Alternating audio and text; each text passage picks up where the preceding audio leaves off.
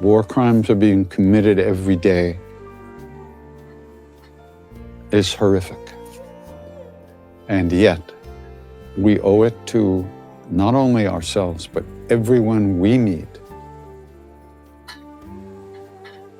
to try to keep our hearts open and available to all beings at all times.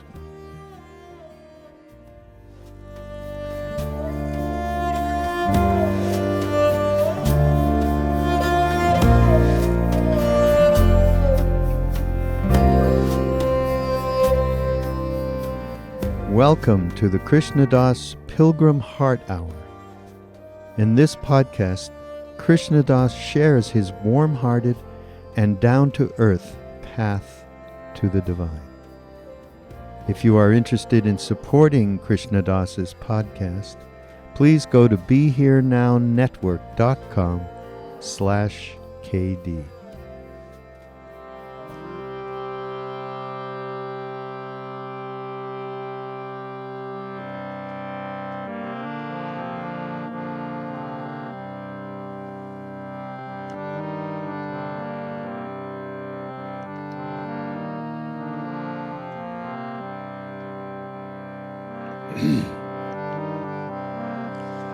Om Shri Matre Namah.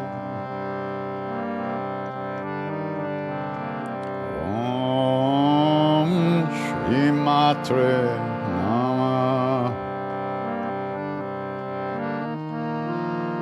Jambe Gauri Jai Shama Gauri. Om Shri Matre Namah. Om Shri Matre Namah.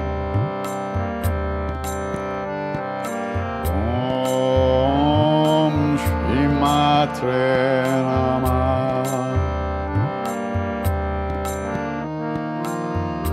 Jambe Gauri Jai Shama Gauri.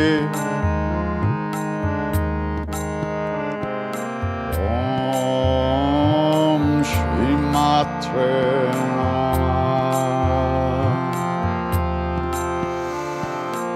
Om Shri Matre Namah.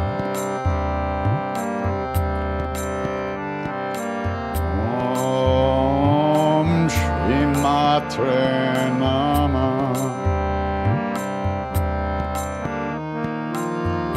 Jambe Gauri Jai Shama Gauri.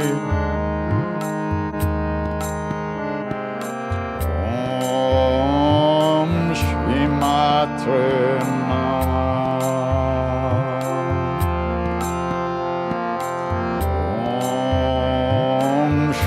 Matre Namah.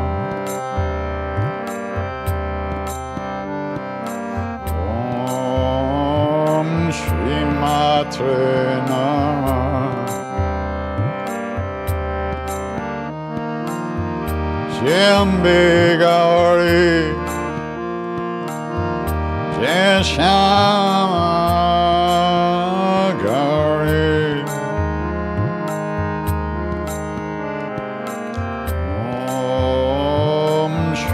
Matre Namah.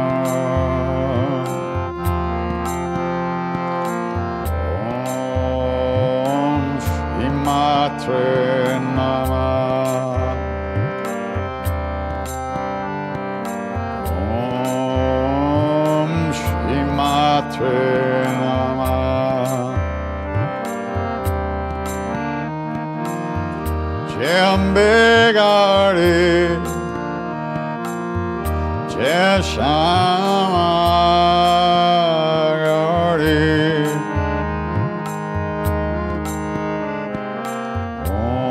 Om Shri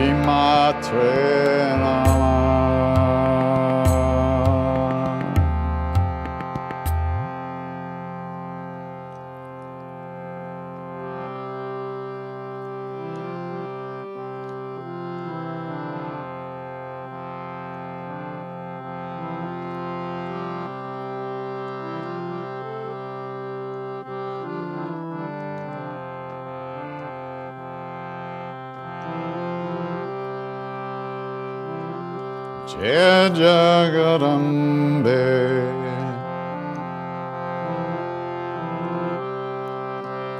Jai Jai Jagarambe, He Ma Durga, He Ma Durga,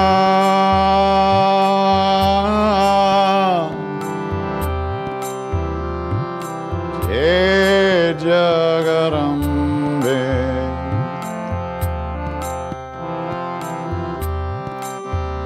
Jai Jai Jagarambe, He Ma Durga,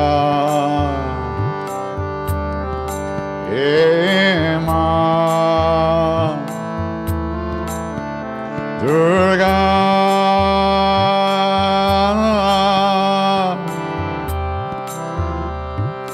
Jai Jagarambe,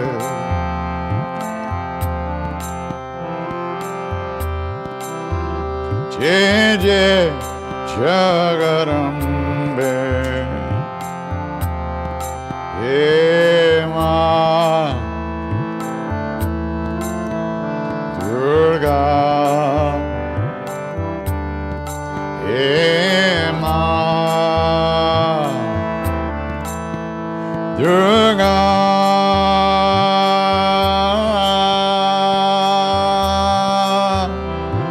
Jai Jagarambe,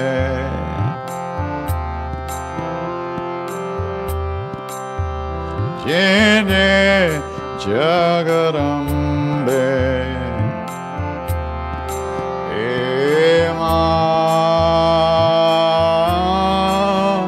Durga, He Ma Durga,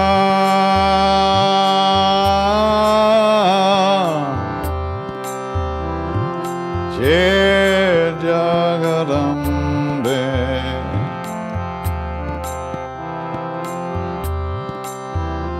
Jai Jai Jagarambe, He Ma Durga, He Ma Durga,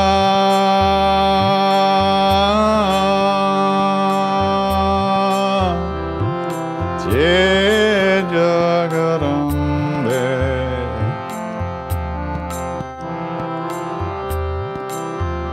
Jai Jai Jagarambe, He Ma Durga, He Ma Durga.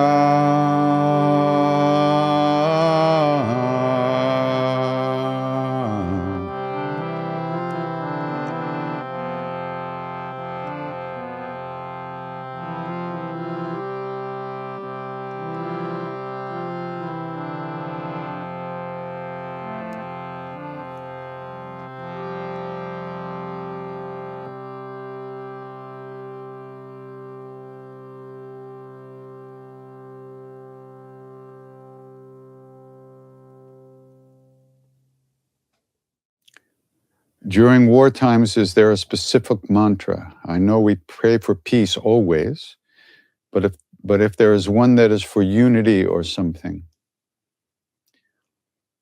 well, in different traditions, there are different kinds of practices. In Tibetan Buddhism, there's many practices to remove negativity and obstacles, and to overcome adversity and negative forces, powers, and negativity. which is all comes from our minds, our emotions and minds. So I don't know any particular mantras for like that, but Hanuman mantra, Hanumanji is the destroyer of calamities, remover of obstacles, bestower of grace. So praying to Hanuman to restore the natural, the balance, the dharmic balance, the harmony in the world is a great thing. And of course, Ram, Krishna, all the great beings, we pray to them. May they be victorious over our own negativity.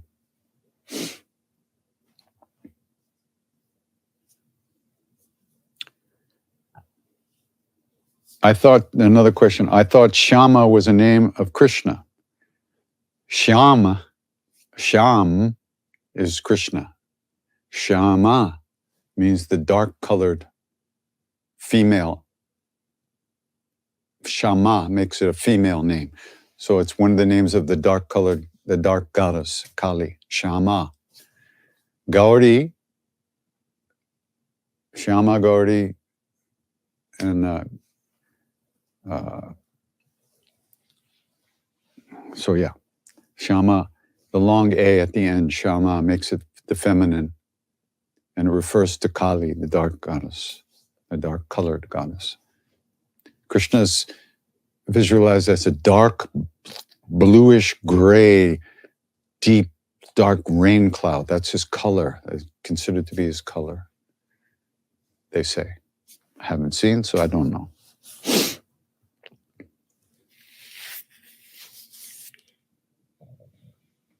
That's it? Just a few questions? Nin, that's it? Yeah? That's all we have now. Okay. Yeah. What is Katie reading these days? Katie's reading a book called, Katie, there's 2 new translations of the Tulsidas Ramayana, the Ramcharitamanas. One is a penguin multi-volume book, and the other one is by Philip Lutgendorf, who wrote a great book on Hanuman called Hanuman's Tale, T-A-L-E. And it's a really great book, a lot of stories about Hanuman. And he's been working on this translation of Ramcharitamanas, the Tulsidas Ramayana, which is the version of the Ramayana that we in North India read mostly. So that's, there's 2 new translations. So I'm checking those out. I'm also reading a book by an incredible, wonderful Lama called Tulku Tundap, called Peaceful Death, Joyous Rebirth. The Tibetans, they have investigated what goes on after we leave the body. They seem to have a big, a good idea of what happens in that period between births. And so since I'm getting closer to that every minute, I've been getting more interested in that transition and how I could approach that in a more open way.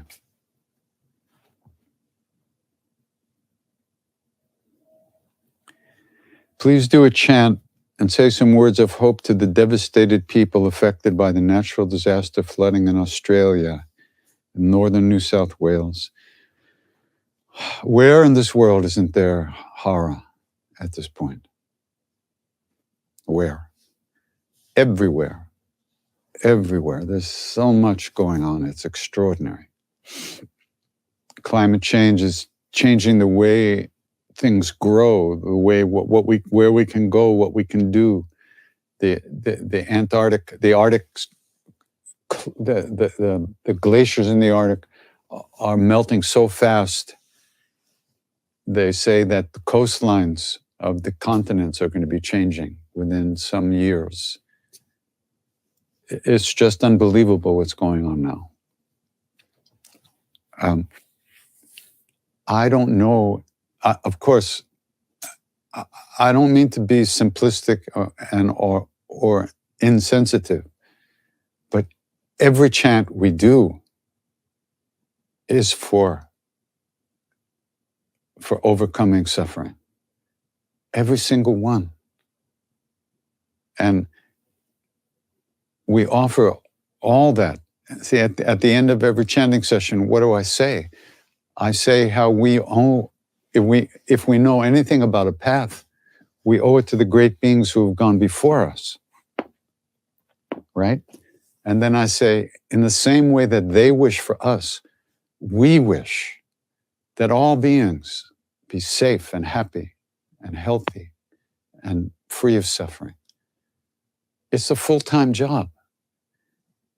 There's not like one little thing you can do to make it all. Everything that we do on the path, we dedicate for everyone as best we can. So of course, I all my best wishes to everybody who's suffering, people in Australia, the people of the Ukraine who have had to leave their country, their homes and hospitals are getting bombed. War crimes are being committed every day. It's horrific. And yet, we owe it to not only ourselves, but everyone we meet to try to keep our hearts open and available to all beings at all times. So,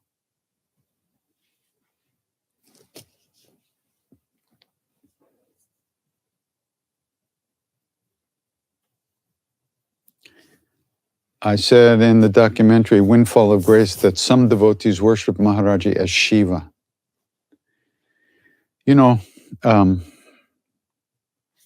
Before we get into that, we use these names. We say Shiva, Ram, Krishna, all these, we talk about a lot of things as if we know what we're talking about. I don't know who Shiva is. So when I say that I met devotees who saw Maharaji as Shiva, all I know is the words. I can't see what they saw. They were experiencing Shiva, whoever and whatever that feels like. I don't know that. What I do understand a little bit intellectually that Shiva sent his energy through the wind god into the baby Hanuman. And so Hanuman is considered to be a manifestation of Shiva's energy, of Shiva. Shiva wanted to help Ram in the war against Ravana, the demons. So he sent his energy, Amsha, his energy, into the baby Hanuman, giving him all the powers of the supreme beings. And so Hanuman served Ram, who is Vishnu, who is the supreme being, and helped him overcome and restored dharma and harmony to the earth at that time and destroy the demons. So it seems like Shiva, in a sense, is a bump up, if you could even say that, from the level of where Hanuman and Ram incarnated. Shiva, Vishnu, they're another level up. And so maybe those devotees of Maharaji saw him in a very deep way. But who knows? All I know is that there was this one guy named Vishwambar, a poor man from Aligarh, a poor town. And he was rough. He was a rough guy. Rough, not angry rough, but just, he wasn't a polished, sophisticated person. He was very earthy, simple. When he used to come to Kenchi, he would bring all the gear that he needed to worship Maharaji. And he would sing Shiva mantras to Maharaji. And then when he was finishing his puja, he would do an arti. He would sing a Shiva arti, a hymn to Shiva at the end. And tears would be streaming down his face, and he'd be singing, and he would go into samadhi, just singing to Maharaji. Need I say that made an impression? I want that. That's what I said. I want that. So, and then of course, my dear father, Mr. Tiwari, he was a devotee of Shiva. That was his main, Shiva and the goddess and everything else, Hanuman, Maharaji, but Shiva puja was his main thing. And he saw Maharaji as Shiva. And Maharaji encouraged that. He would ask him one day, he told me this story, he said one time they were down by this river in Lucknow. And they're walking by the river and Maharaji says to Tiwari, okay, sit down and let's sit down. I want you to do your Shiva puja now. Now, his pujas went on for 3 hours, 4 hours. And he had taken a vow that once he sat down to do puja, he could not get up until it was over. So when Maharaji asked him to sit down and do puja, he said, no. And Maharaji said, yeah, I do. Let's sit down. I want you to do your puja. And I said, no, I won't do it now. He said, why? Why won't you? Because the minute I sit down, you'll run away. And I'll be stuck there for 3 or 4 hours all by myself. And Maharaji said, no, I won't do it. I'll stay. No, you won't. So he made Maharaji promise. This is like cross your heart, hope to die in India. You pull your earlobes and you promise, you vow to make a promise. So then they sat down and Tiwari began his puja. Of course, he knew the whole thing by heart, hours and hours of mantras. And he starts going.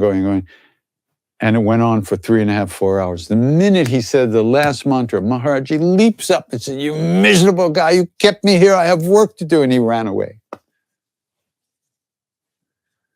The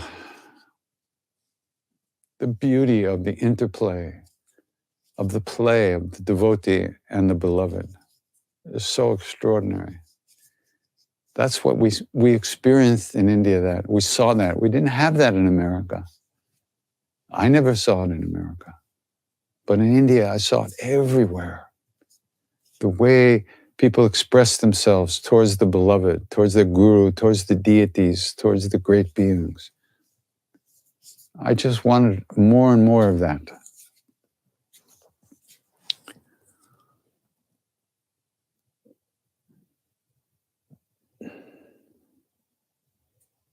Do I have any not so well known K.K. stories? I don't know. The brain is a terrible thing to have lost. I'm trying to remember K.K. stories. K.K., he grew up in Maharaji's lap from the 8 years old on. His father had been a devotee of Haryakan Maharaj. That's this being right here. See? Over here, right there above my fingers. That is Haryakan Baba, the original the real Haryakan Baba. He was a very great saint, unbelievable yogi. And K.K.'s father had been a devotee of his. He left the body sometime in the 30s, before Maharaji showed up. Many people seem to believe that Maharaji was the reincarnation of Haryakan Maharaj. So the first time Maharaji came to K.K.'s house, he was greeted by K.K.'s father. And K.K.'s father, and Maharaji said to him, take me to the room where Haryakan Baba used to stay. And apparently there was a room in the house that when Haryakan Baba wanted to disappear and be away from people, he would go to K.K.'s father's house. And They gave him a room where he could stay, and they would feed him and take care of him, and he wouldn't meet people. No one would know he was there. And no one knew about this except K.K.'s family. Maybe, yeah. So when Maharaji arrives there the first time, he says to K.K.'s father, he said, "Show me the room where Hari Khan Baba used to go." So K.K.'s father was really shocked. He takes him to the room, and when they were in the room alone, Maharaji looked at his father, K.K.'s father, and said, "You're still doing the mantra?" And K.K.'s father was really shocked because Hari Khan Baba had given him a mantra and told him not only don't tell anyone what the mantra is, but don't tell anyone that I've given you a mantra, that I've initiated you in mantra. And he never did. No one knew that. Maharaji knew. So K.K. grew up in Maharaji's lap as a kid. He was like his grandfather. And K.K.'s nature was very childlike. And his relationship with Maharaji was like a spoiled grandchild with his grandfather. And as far as the physical plane goes, it was because of K.K. that I was able to meet Maharaji. I had been traveling with Ram Dass for a year and a half or so. And I decided I wanted to go to India and meet Maharaji. But in those days, no one knew Maharaji's name. And no one knew where to find him because Ram Dass had been instructed not to talk about Maharaji. But of course, all he could do was talk about him. But he never said his name or where his places were. So Ram Dass said to me, "Well, you can go, but I can't tell you how to find him." I said, "That's okay. I'll find him anyway." So Ram Dass, I didn't have any idea about India. So Ram Dass said, okay, wait a minute. Why don't you, write to KK. Here's his address. Write to my friend KK and then see what happens. So I wrote to KK. And a couple of weeks later, I got a letter back saying Maharaji was no longer in the hills at his temple at Kenchi. Now I have a name. But he was due to return soon. And when he did return, KK said that he would take my letter to Maharaji and then he would write back to me and see after what Maharaji said. He would ask Maharaji if I could come. So in the meantime, Rameshwar Das wrote and Danny Goleman, Jagannath Das wrote. So there were 3 letters. So KK, so a couple of weeks later, I got a letter back and I think I've showed it. Here it is. This is the letter I got back. There it is. There it is for you Instagram people. And here's what he says. Sri Maharaji has arrived here at Kenchi, and we hope he will be here for the next 1 or 2 months.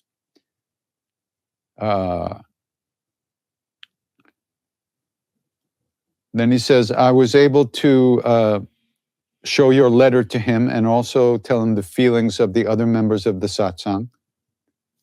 And all this has been brought to his esteemed notice. Then KK writes, I hope Baba Ram Dass must have told you about Sri Maharaji, who does not show any kind of enthusiasm or sentiment in calling the devotees to him, and personalities like him would not commit themselves to anything. So it would not be advisable to make the journey especially and specifically for the purpose only of meeting Maharaji. However, if you happen to be visiting India and come here, you can have his darshan, you can see him, as so many do day in and day out. Baba has an open door for all, without any distinction of rich or poor, believer or non-believer, etc. And it all depends on the sincerity, devotion, and earnestness of an aspirant. So now it is up to you to come and have his darshan or not. It's up to you. That's what he wrote. So all I saw was a green light. If it's up to me, I'm going. And of course, I went with Rameshwara and Jagannath, Danny, and we went and we met. The very first day we got there, KK was at Kenchi with Maharaji, and we went and met them both at the same day. Now, that's a very nice story, isn't it? Very reasonable, simple story. I wrote, he wrote back, and we went. Not exactly. Many years later, like 10 years later, after I first went to India and met Maharaji, and KK and I had become very close, KK, when they said to me, did I ever tell you what happened that day, really happened that day? I said, no. What? He said that he went to Kenchi to see Maharaji. He came into the room and Maharaji was sitting there on his bed talking to some other people. So KK came in and he pranammed and he sat down and he took our letters, our 3 letters, and he put them on the bed next to Maharaji. And then he began to peel and cut up into small pieces a soft apple, which is what people used to do because Maharaji had like 3 teeth. So we used to get these soft apples and cut them up in small pieces and offer them to him. So as he was offering Maharaji these pieces of the apple, Maharaji noticed the letters on the bed and he said, what's that? And KK said, they're letters from students of Ramdas. They want to come have your darshan. Nay, tell them not to come. What do I have to do with this? And he went back to his conversation. So here's the beauty of the Lila, of the play. You see, when Ramdas first went to India and met Maharaji, he was sent home to KK's house, and KK was asked to serve him and take care of him. So KK's relationship with Maharaji, with Ramdas, was that he wanted to help him. That was his job, his seva that he was given by Maharaji to help Ramdas. And so by helping us, students of Ramdas, he felt he was helping Ramdas. And now Maharaji was interfering with the very service that he gave KK to do in the first place, and KK would not accept that. Another devotee would have simply written back and said, Maharaji says not to come, goodbye. And I wouldn't be here, you wouldn't be here, this house wouldn't be here, I would have been dead a long time ago.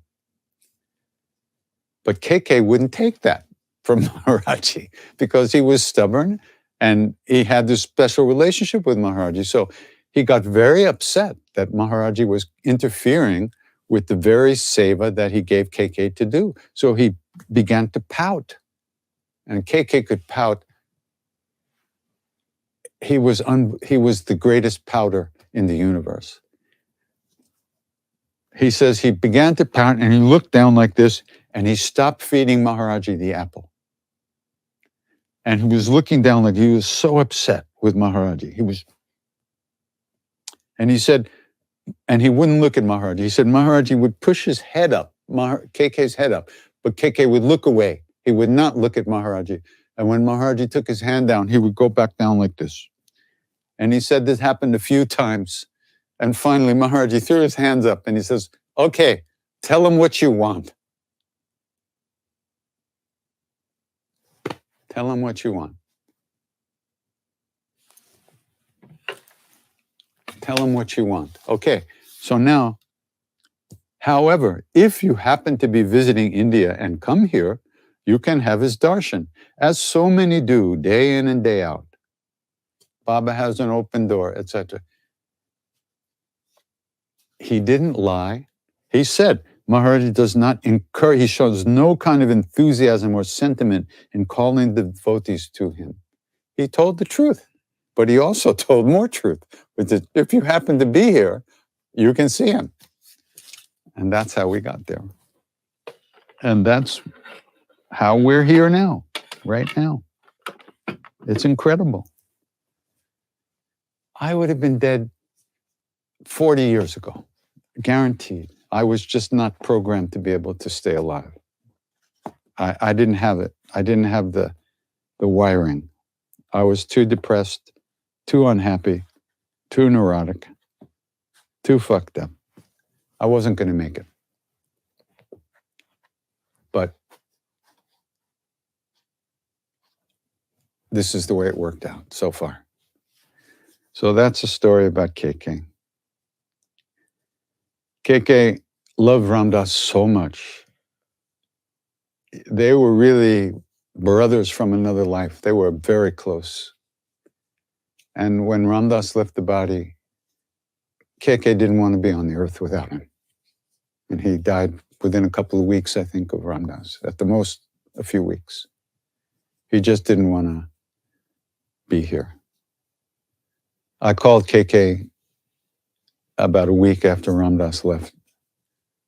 And we just were on the phone silent for like 20 minutes. We couldn't talk, neither one of us. So he just left.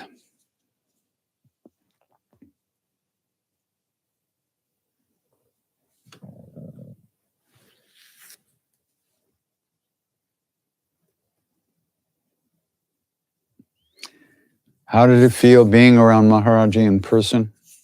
I see the eyes of the devotees looking at him in photos, and it's incredible. Yes, it is still incredible.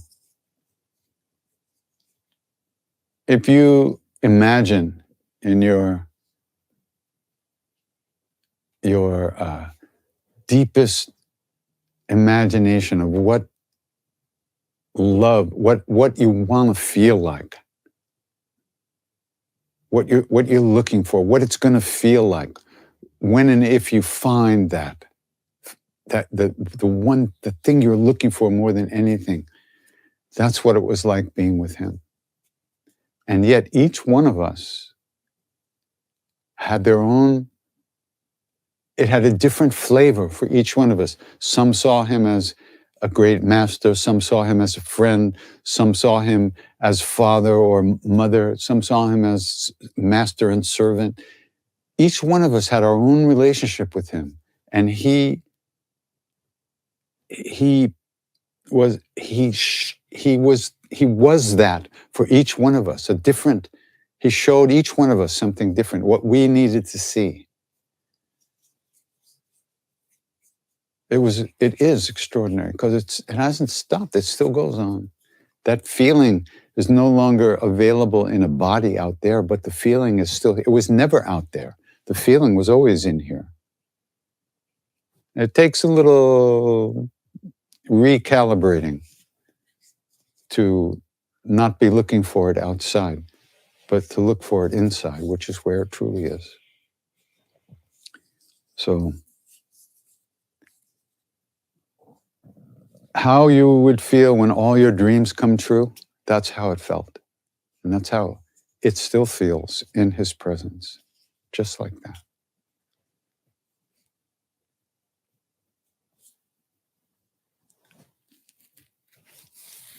How can one escape from the habit loop? Well, it ain't easy because habits, we spend a lot of time nourishing our bad, destructive, negative habits. So they're not going to change like that. But if we do a little regular practice every day, and during that short time of practice, we truly give ourselves to those moments and not just get carried away in dreamland. 5 minutes, we're going to do 5 minutes of japa, 5 minutes of watching the breath, and we really do it. We will gradually open up a deeper center of gravity in ourselves.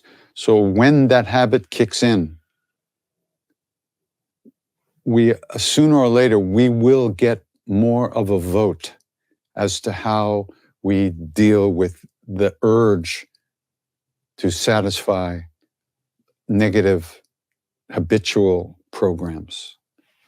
It takes time, it takes dedication, it takes sincerity, and it takes really wanting to be free. The problem is we like those habits. We get off on that stuff. It feeds us in a certain kind of way, and there's a part of us that really needs that. It's not a mistake. There's a part of us that gets something from our habitual behaviors that we need to get through the day. In some ways, it's like, you know how you're driving and you push the clutch in. It's one of the ways of like disconnecting from whatever's going on and just kind of checking out of the world for a while. So it's not easy to change that, but you certainly can. And there are many different techniques for doing that. And you can find all kinds of counseling, therapies, NA, AA, meditation, mindfulness, japa. There's so many things you can do.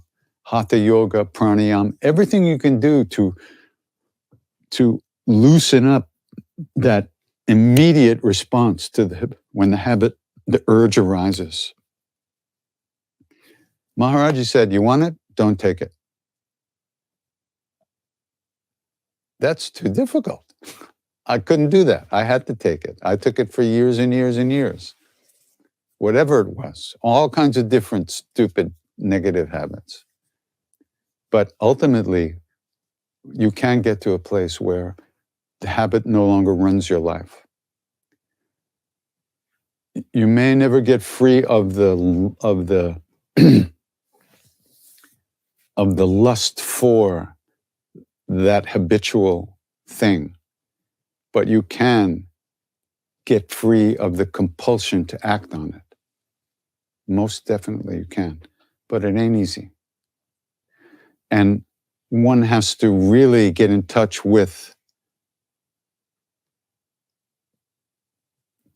how much those habits are hurting you, how much those habits cripple us, how much those habits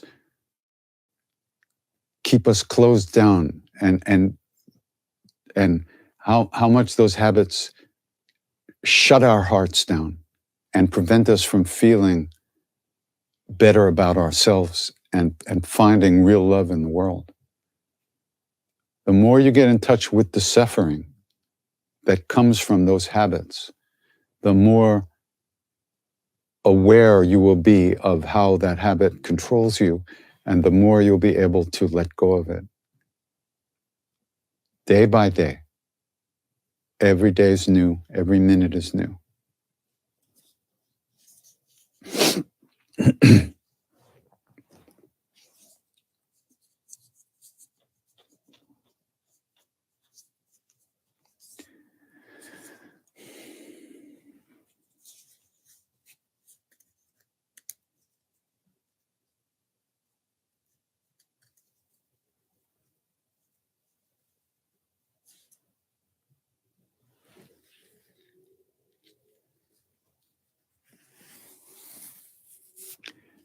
Okay, so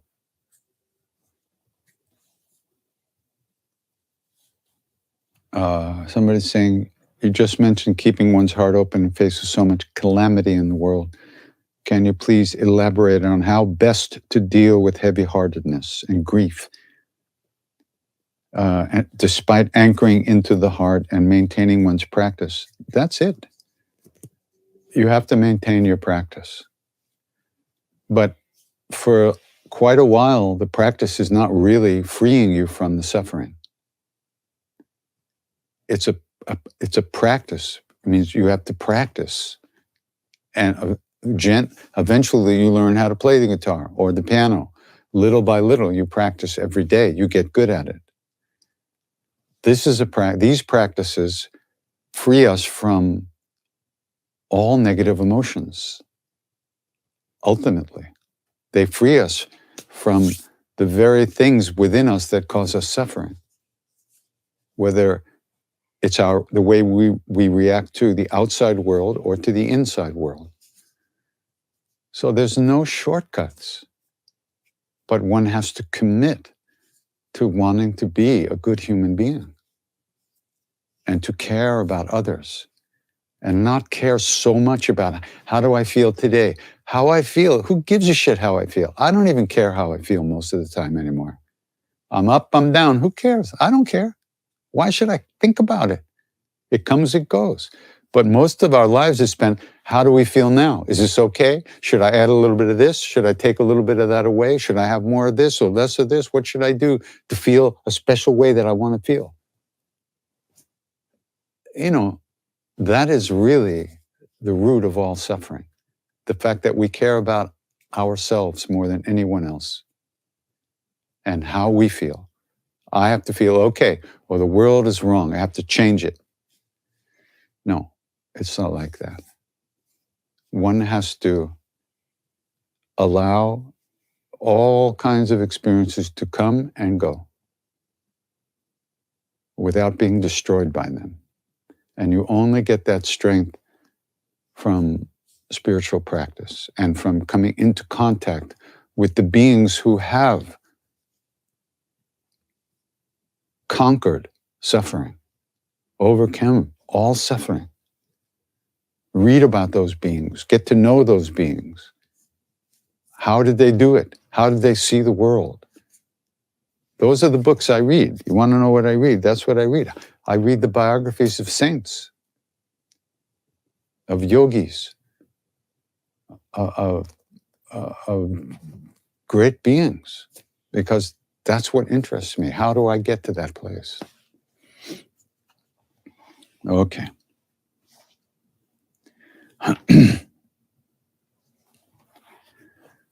So you keep singing. You keep singing. You keep chanting. Like Maharaji said,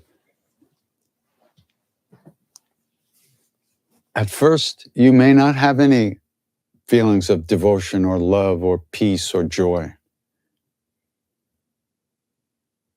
But you have to keep chanting. You have to keep doing your practice. Because if you don't plant the seeds, nothing will grow. The practice is planting the seeds. When they grow, how they grow is not up to us. It's up to us to plant the seeds. Little by little, those seeds will start to grow. And then the heart will be cleaned of all the dark coverings.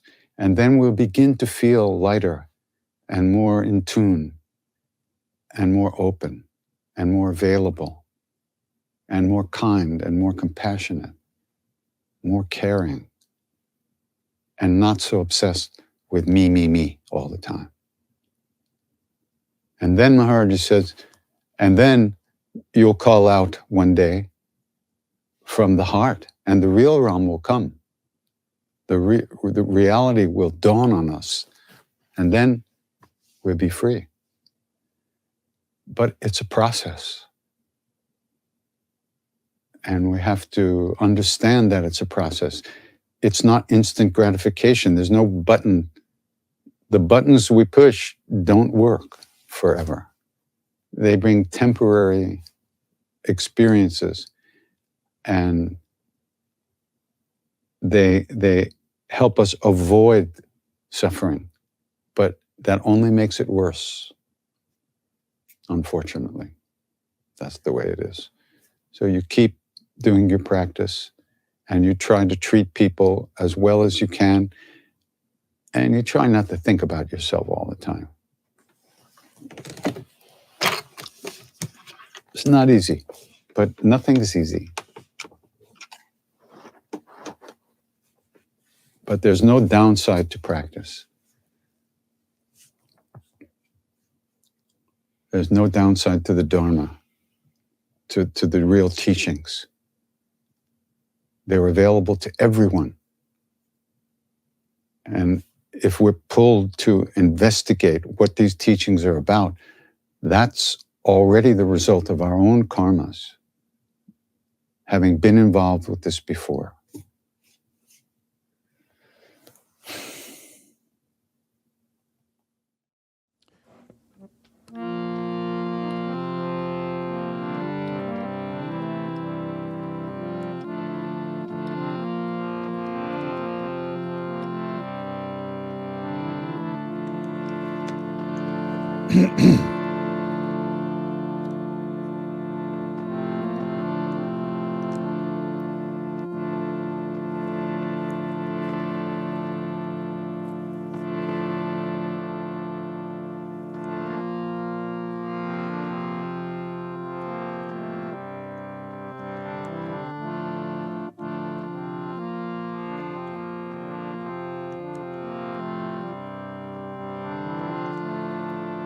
Shri Guru Charana Saroja Raja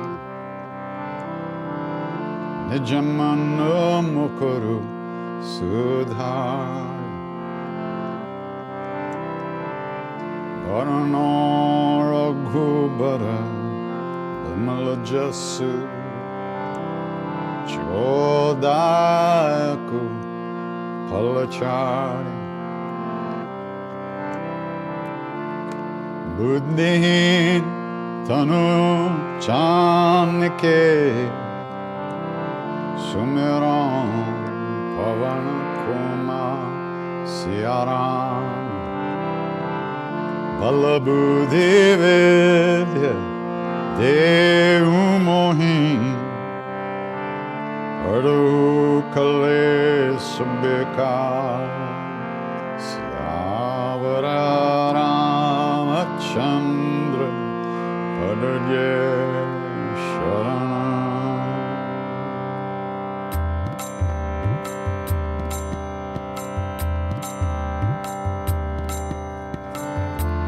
Jaya Hanuman Jnana Guna Sagar Jai Kapisati Hum Loka Puja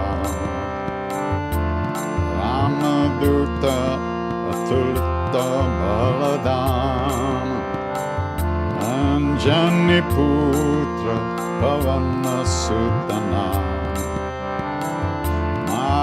Mahavir Vikrama Bajrangi Kumati Nivara Sumati Kesangi Kanchana Varana Viraja Subesa Kanana Kundala Kunchita Kesa Ata Bajra Uradvaja Biranje Kande Munja Jane Usaj Shankara Suvana Kesari Nandan Teja Pratapa Mahajagabam Vidyavan Guni Ati Chatur Ramakaja Karimbe Oatu Prabhu Charitra Sunibe Korasya Ramalakana Sita Manabasya Sukshma Rupa Dharesya Hindekava Ekata Rupa Dhare Lanka Jara Bhima Rupa Dhare Asura Sanhare Ramachandra K.K Sah Life Sanyivana Lakhana Jiyaye Shri Raghuveera Harashiralai Raghupati Kinhi Bahut Baraye Tumma Mama Priya Bharatahi Samabhai Sahasabadana Tumaro Jasa Gave Asakahi Shri Pati Kanta Laga Sanakadika Brahmadi Munisa Narada Sharada Sahita Ahisa Yamakuver Digapal jahante kabhi ko bid kahe sake kahante tuma upakar sugriva hinkinha Rama milaya rajapadadina tumaro mantra bibhishanamana lankeshwara pae sabba jagajan yuga sahasra jojana parabhanu ilyotahi Ma Durga palajan Prabhu mudrika mele mukha mahi Jaladilangi gaye achara janahi Durgama kaj jagat ke jete Sugama anugraha tumare te Rama duare tumara kovare Hotana agya binu pezar Sab sukla hai tumhari sharana Tumhara chakka kahu kodaran Apana teja samaro ape tinon lokahankaten kampe Bhutta pisasha nikatan nahi aave Mahavira jabanam sunave Nase roga hare sabba pira Japat nirantara hanumatabir Sankatate hanuman churave Manakrama bhajana dhyana jolave Sabha pararama tapasvi raja Tinake kaj sakala tumasaja Or manorat joko vilave So viramita jirvana palapave Charon yuga paratapa tumara Hai Parasiddh Jagat Ujjaya Sadhu Sant ke tumara kovare Asura nikandana ram dulare Ashta siddhi no nidhi ke data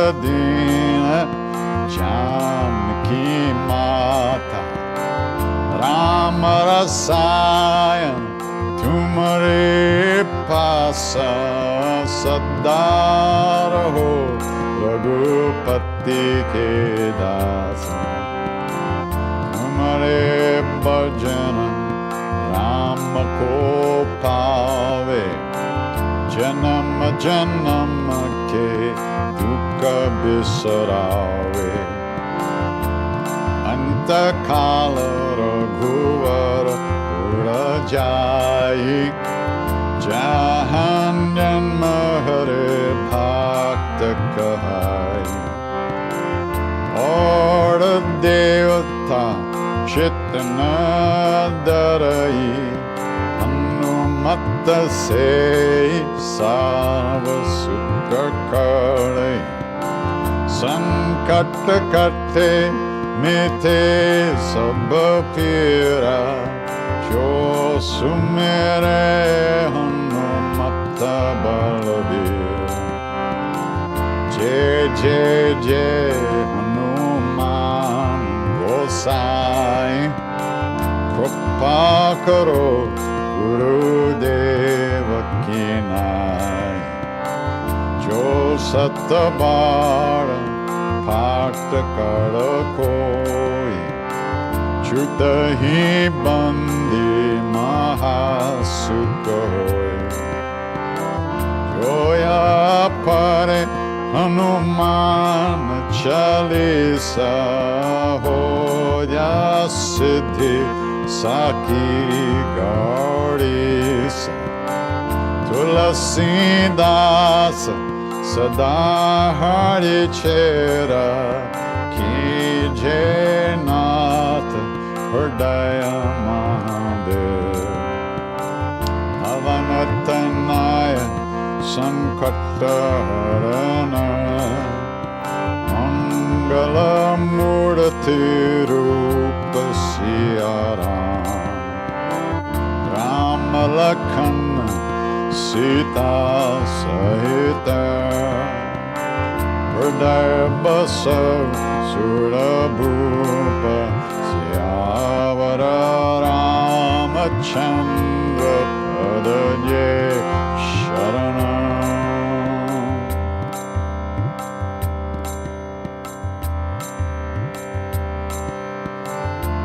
Ram Jai Ram Jai Jai Ram Shri Ram Jai Ram Jai Jai Ram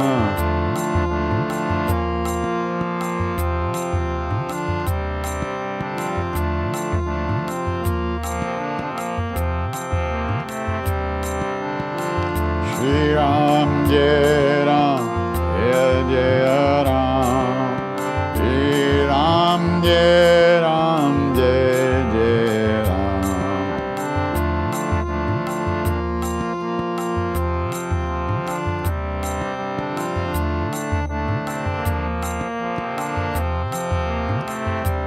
Sitaram Nitaram Jai Jai Sitaram Nitaram Sitaram Jai Jai Sitaram Nitaram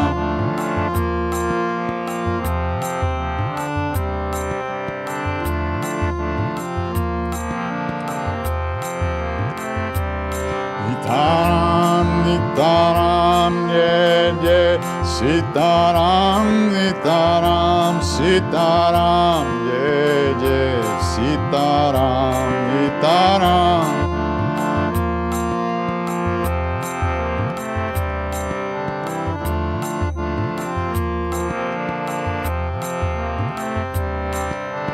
Ram Lakshman Janaki Jai Bolo Hanuman Ki Ram Lakshman Janaki Bolo Hanuman Ki Ram Lakshman Janaki Jai Bolo Hanuman Ki Ram Lakshman Janaki Bolo Hanuman Ki Ram Lakshman Janaki Jai Bolo Hanuman Ki Ram Lakshman Janaki Bolo Hanuman Ki Shri Ram Jai Ram Jai Ram Shri Ram Jai Ram Jai Jai Ram Shri Ram Jai Ram Jai Ram Shri Ram Jai Ram Jai Jai Ram Shri Ram Jai Ram Jai Jai Ram Shri Ram Jai Ram Jai Jai Ram Shri Ram Jai Ram Jai Jai Ram Ram Jai Ram Jai Jai Ram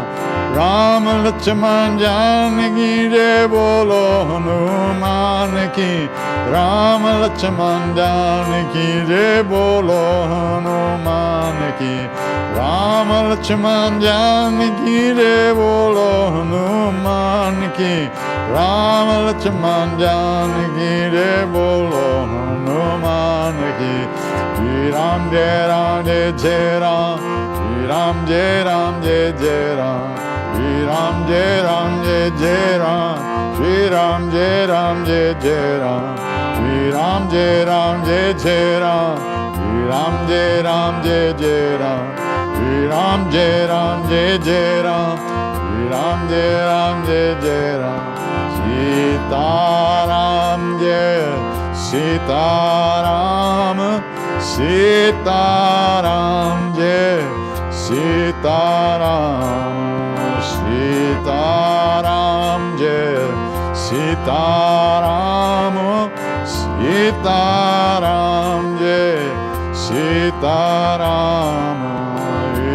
Ram Jai Ram Jai Jai Ram Shri Ram Jai Ram Jai Jai Ram Shri Ram Jai Ram Jai Jai Ram Shri Ram Jai Ram Jai Jai Ram Shri Ram Jai Ram Jai Jai Ram Shri Ram Jai Ram Jai Jai Ram.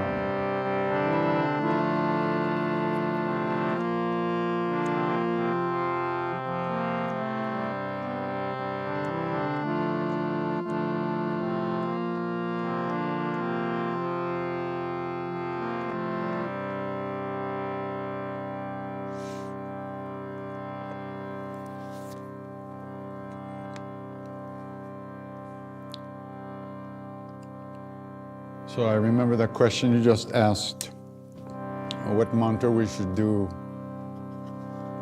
to overcome negativity and bring peace to the world. Well, for me, that mantra is Hanuman Chalisa and Shri Ram Jai Ram Jai Jai Ram. This lineage from Maharaj-Ji is all about Hanuman. It's all about service. It's all about overcoming negativity, adversity, and finding real love, real life. So, if you learn Hanuman Chalisa and sing it, and offer that practice to the world, there's nothing better we could do. So that would be an answer to that question. If we know anything about a path at all, it's only because of the great beings that have gone before us. Out of their love, out of their kindness, they left some footprints for us to follow. So, in the same way that they wish for us, in the same way that they wish for us, we wish that all beings everywhere, all of us, be safe, all of us be happy, that all of us have good health and enough to eat. And may we all live in peace and at ease of heart with whatever comes to us in life.